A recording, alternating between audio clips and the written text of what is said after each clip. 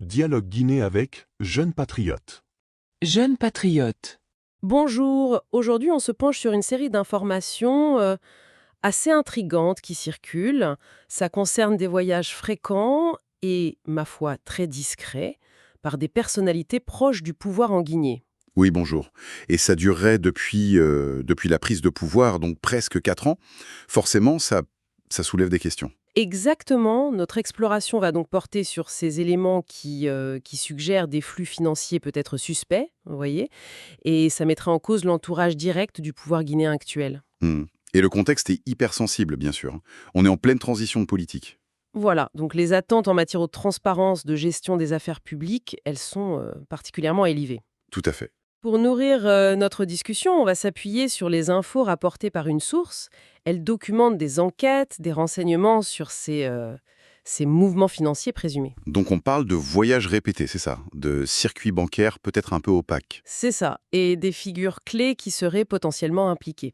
L'idée, c'est d'examiner ensemble les points importants, la nature de ces voyages, les soupçons sur les fonds, qu'est-ce qui pourrait être transporté, les destinations dont on parle, et puis les appels à la vigilance qui en découlent. D'accord. Alors entrons direct dans le vif du sujet, le cœur de l'affaire, ces fameux voyages.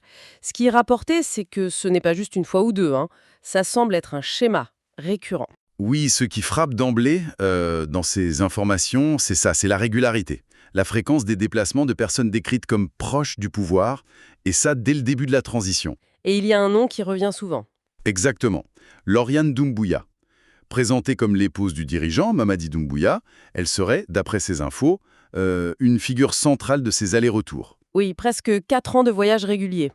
Ah bon, ça interpelle, forcément. Absolument. Et les éléments fournis expliquent pourquoi ces voyages posent question. Bon, il y a la fréquence, vous l'avez dit, Mhm. et il y a aussi la discrétion qui les entourerait, mais c'est surtout, je crois, les destinations évoquées qui attirent l'attention.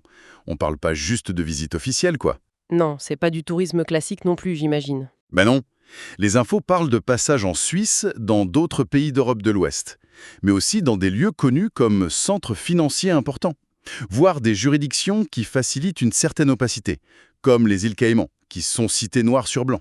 Ah oui, la Suisse, bon, classique, mais les Caïmans, ça donne déjà une certaine couleur à ces déplacements. Exactement. Et ce qui vient ajouter une couche de suspicion, c'est l'allégation, telle qu'elle est rapportée, que ces voyages ne se feraient pas les mains vides. C'est-à-dire? Les informations parlent du transport possible de biens ou de liquidités en quantité importante. Le terme valise est même utilisé assez directement dans le texte. Des valises. Carrément.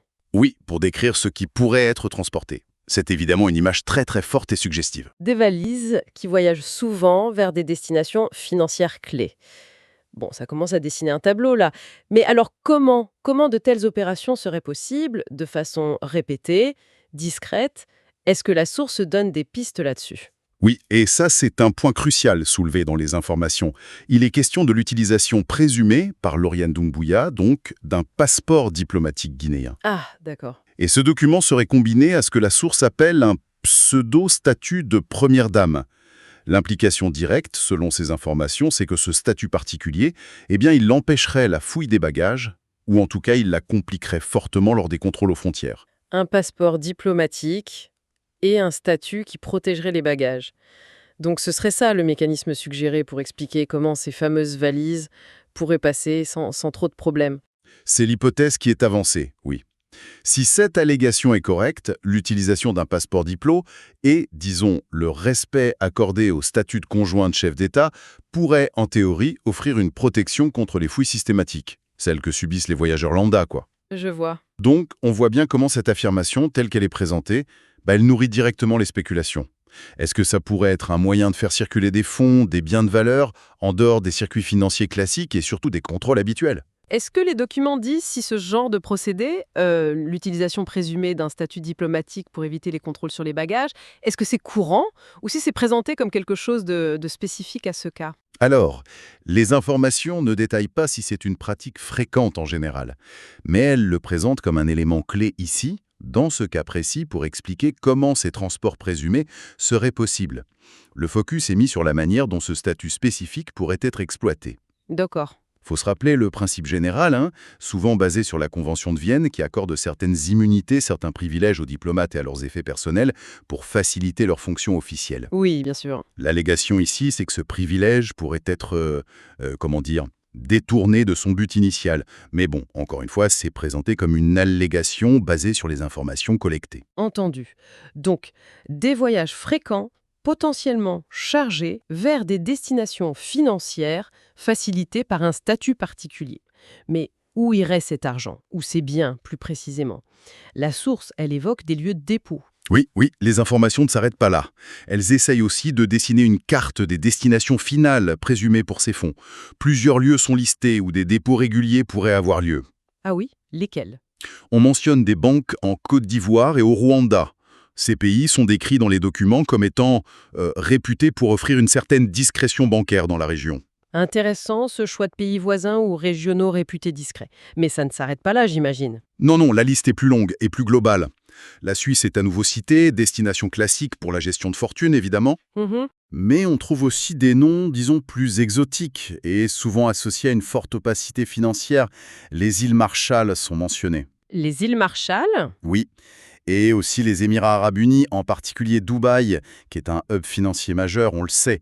Et le document ajoute que d'autres paradis fiscaux, non nommés explicitement, seraient également sous enquête dans ce dossier. Donc ça dessine un réseau potentiellement complexe et très international. Côte d'Ivoire, Rwanda, Suisse, îles Marshall, Émirats. C'est une géographie financière assez étendue, oui. Mais, et c'est important de le souligner, Et ça, c'est un point sur lequel il faut vraiment insister.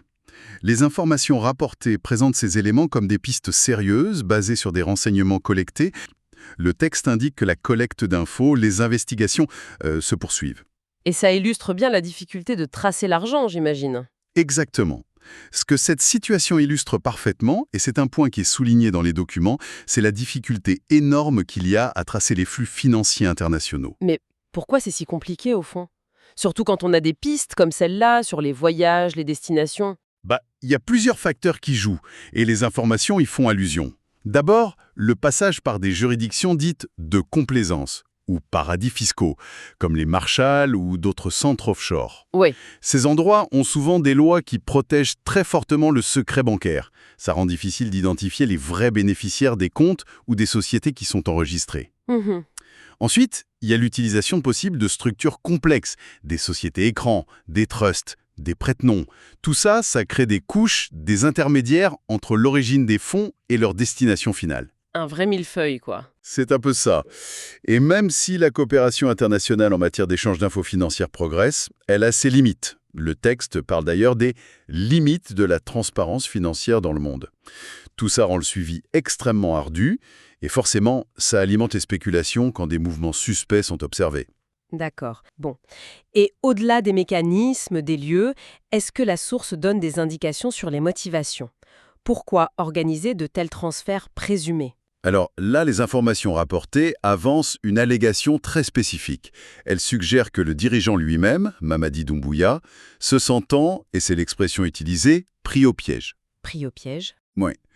Aurait orchestré une stratégie pour mettre à l'abri des actifs. Ces actifs sont qualifiés par la source de biens volés au peuple de Guinée. Ah oui, c'est direct. Et la stratégie décrite, ce serait de faire déposer la majorité de ces biens au nom de son épouse, Lauriane Doumbouya, et de leurs enfants. Mettre les biens au nom de la famille. C'est une tactique connue, ça, dans ce genre d'affaires. Oh oui, c'est une méthode qu'on évoque souvent dans les affaires de corruption ou de détournement présumé de fonds publics, un peu partout dans le monde. L'idée, c'est de dissocier les actifs du détenteur initial du pouvoir ou de la source des fonds. Pour brouiller les pistes. On essaie de les mettre hors de portée d'éventuelles poursuites ou sanctions qui viseraient directement la personnalité politique. C'est une forme de dissimulation, oui. Et il me semble que la source va même plus loin, non? Elle évoque aussi une histoire de faux noms. Effectivement, le document mentionne cette possibilité, oui, que des faux noms ou des alias puissent être utilisés pour ouvrir certains comptes bancaires ou détenir des actifs à l'étranger. Ça compliquerait encore plus les choses. Ah bah oui, ça ajouterait une couche de complexité supplémentaire pour les enquêteurs. Essayer de remonter la piste d'actifs détenus sous de fausses identités dans des juridictions qui sont déjà peu coopératives, c'est un défi immense. Si ces allégations étaient fondées, ça décrirait des stratégies d'occultation assez élaborées. Donc, on récapitule. Voyage discret, utilisation potentielle de privilèges diplomatiques, circuits financiers via des paradis fiscaux, stratégie de dissimulation via des proches ou de faux noms. C'est quand même un ensemble d'allégations assez graves qui sont rapportées là. Quelle est la réaction face à tout ça, d'après la source? Il y a des réactions? Oui, face à ce tableau qui est brossé par les informations, le texte fait état de réactions, d'appels qui viennent notamment d'observateurs de la vie politique guinéenne et de la société civile. D'accord. Qu'est-ce qu'il demande? Il y aurait une demande assez pressante adressée aux autorités de la transition pour qu'elles fassent la lumière sur ces questions. Et plus largement, ces voix exigeraient que les dirigeants actuels, qu'ils donnent l'exemple en matière d'intégrité. En matière de lutte contre le blanchiment, les flux illicites. C'est ça. C'est une attente forte, surtout dans un contexte post-coup d'État où justement la rupture avec les pratiques passées était un argument clé de la prise de pouvoir. Oui, c'est logique. Et quel rôle la société civile pourrait jouer concrètement d'après ces informations? La source suggère un rôle actif pour la société civile, en particulier pour les ONG qui sont spécialisées dans la surveillance financière, la lutte contre la corruption. Comment? Ces organisations pourraient, d'après le texte, suivre de près ces dossiers, mener leurs propres enquêtes et surtout maintenir la pression sur les autorités pour obtenir des réponses pour garantir la redevabilité. C'est le rôle classique de contre-pouvoir que joue la société civile dans beaucoup de pays. Particulièrement important en période de transition, j'imagine. Exactement. Pendant ces périodes, les institutions de contrôle de l'État peuvent être en pleine réorganisation ou parfois considérées comme moins indépendantes. Donc la société civile devient cruciale.